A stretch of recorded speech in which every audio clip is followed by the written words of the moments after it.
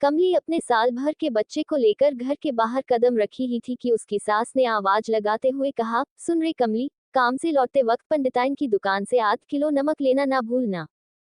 कमली कुछ क्षण के लिए ठहरी और हूँ कहते हुए अपने रास्ते निकल पड़ी। दो बच्चों की मां कमली ठेकेदारों के यहाँ रोज भत्ते पर नौकरी करती है, एक दिन भी नहीं गई तो सैलरी कट।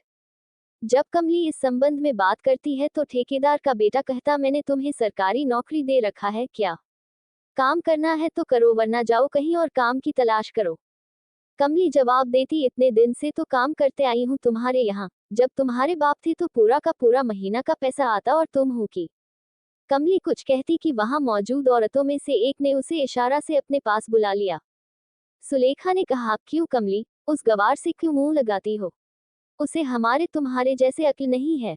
अक्ल होता तो मरते हुए बाप को बचा नहीं लेता। चंद पैसों की खातिर अपने बाप को मार डाला। कमली अंधेरा होने से पहले घर वापस आ गई। आते ही सासू ने पूछा, क्यों रे कमली, पंडिताइन की दुकान से नमक लाई कि नहीं? कहीं दिख नहीं रही। कमली झूठ बोली, पंडिताइन की दुकान बंद था। किसी ने हमें बताया कि वह आपने नहर चली गई है। सास ने कहा, आज बिना नमक ही साग बनाना पड़ेगा। देखा रामुआ के बीबी के पास, मुझसे भी बीते दिन मानकर 1 तोला नमक ले गई थी। कमबख्त लौटाई नहीं है।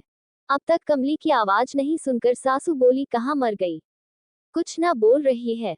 कमली अपना हाथ मुंह धोते हुए आवाज लगाए, आ रही हूँ। चिल्ला क्यों रही हो?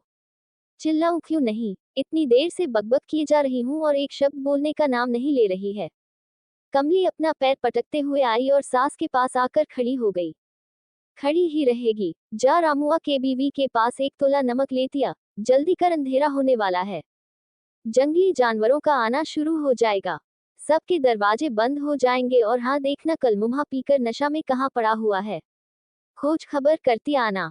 जंगल से कुछ ही दूरी पर एक छोटा बस्ती है, जो धीरे धीरे छोटे गांव में विकसित हो गया। पर एक दूसरे की झोपड़ी अभी भी कुछ दूरी पर बना हुआ है। कभी कभार इस गांव में बाघ, चीता और अन्य जंगली जानवर रास्ता भटक कर गांव की तरफ आ जाते हैं और लोगों और पालतू जानवरों पर हमला कर देते। इसी हमले में कमली के ससुर मारे गए। समय पर इलाज की व्यवस्था नहीं हो पाया, जिसके कारण धीरे धीरे मौत के मुंह में चले गए थे। इस गांव से शहर 5 मील की दूरी पर है। जंगल के रास्ते से गुजरना पड़ता है। जिसके पास गाड़ी है वही महीने 2 महीने में एक बार शहर जाते हैं। ऐसे भला कौन शहर जाने के लिए इतना जोखिम उठाए? ये लोग कई वर्ष पहले औरंगजेब के डर से यहाँ भागकर चले आए थे। तब से यही इन लोगों का बसेरा हो गया। इस तरह के छोटे छोटे गांव 8-10 होंगे, जो जंगल के पास ही है। इस गांव की आबादी लोगों के बढ़ने से पहले ही जानवरों के शिकार हो जाते हैं, क्योंकि शहद और मछली की तलाश में अपने गांव से दूर चले जाते हैं। कुछ रास्ता भटक जाते तो कुछ शेरों के शिकार हो जाते हैं। बच भी जाते तो किसी काम के नहीं रहते। कमली 1 तोला नमक लेकर अपने पति रामस्वरूप को खोजने निकल पड़ी। जानवरों के आने के खतरे का डर लग रहा था। सभी जगह रामस्वरूप को खोज लिया पर कहीं नहीं दिखाई दिया। कमली ने सोचा, जिंदा रहा तो आएगा, नहीं तो।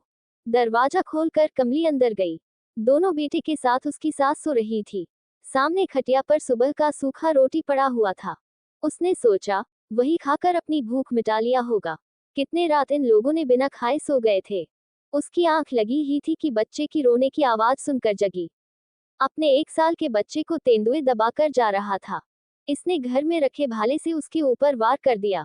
तेंदुए ने बच्चे को छोड़कर उस पर हमला कर दिया। कमली घायल होकर जमीन पर गिर पड़ी। उन लोगों की आवाज सुनकर आसपास के घरों से आदमी अपने हथियार लेकर दौड़ते हुए आया। तेंदुए डर कर भाग गया, पर कमली खून से लथपथ जमीन पर पड़ी थी। कमली की सांसें कम होते जा रहे थे और अंततः वह अपने बच्चे को छोड़ सदा के लिए अपनी आंखें बंद कर ली। उसका पति रामस्वरूप अब भी नशे में धुत अपनी पत्नी कमली को एक बार देखा और खटिया पर लुढ़क गया।